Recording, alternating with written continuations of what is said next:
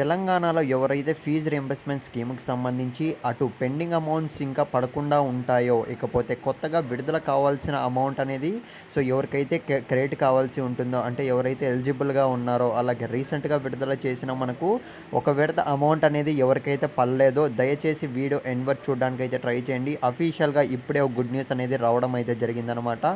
ముందుగా నేను ఒక చిన్న విషయం అయితే అడగాలనుకుంటున్నా విద్యార్థులందరినీ కూడాను.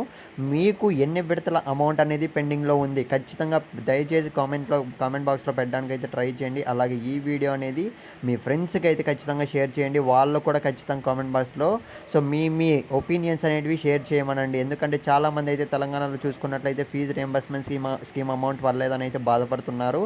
బాధపడుతూనే ఉన్నారనమాట. అందుకే నేను ఈ అప్డేట్ అనేది మనకు తెలిసిన వెంటనే మన ఛానల్‌లో అయితే ఇస్తున్నానండి. ఇక మనం ఏమాత్రం ఆలస్యం చేయకుండా ఇవాల్టి వీడియోలోకి అయితే వెళ్ళిపోదాం. ముందుగా చూసుకున్నట్లయితే స్క్రీన్ మీద అయితే గమనించండి. విద్యార్థులకు అడ్వాన్స్డ్‌గానే ఫీజు రీయింబర్స్‌మెంట్ స్కీమ్ అమౌంట్ అకౌంట్‌లలో అనైతే మనకు అప్డేట్ అనేది రావడం అయితే జరిగిందనమాట.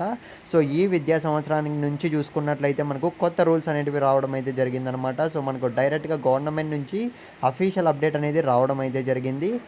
ఎవరైతే విద్యార్థి కాలేజ్‌లో జాయిన్ అయిన వెంటనే అప్లై చేసుకుంటారు కదా! ఫీజు రీయింబర్స్‌మెంట్ స్కీమ్‌కి సంబంధించి వాళ్ళ కాలేజెస్‌లో చూసుకున్నట్లయితే ఎవరైతే ఎలిజిబుల్‌గా ఉంటారో, ఇంకా మీకు అంటే అర్ధ సంవత్సరం కంప్లీట్ కాకముందే, సెమిస్టర్స్ కంప్లీట్ అనేది కాకముందే, నెల ముందే మనకైతే అమౌంట్స్ అనేటివైతే వేస్తామనైతే హామీ అనేది ఇవ్వడం అయితే జరిగిందనమాట.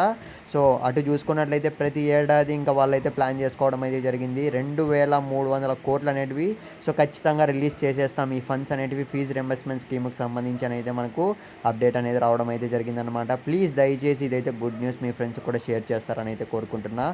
మీకు ఇంకా ఎంత పెండింగ్‌లో ఉందో ఖచ్చితంగా కామెంట్ బాక్స్‌లో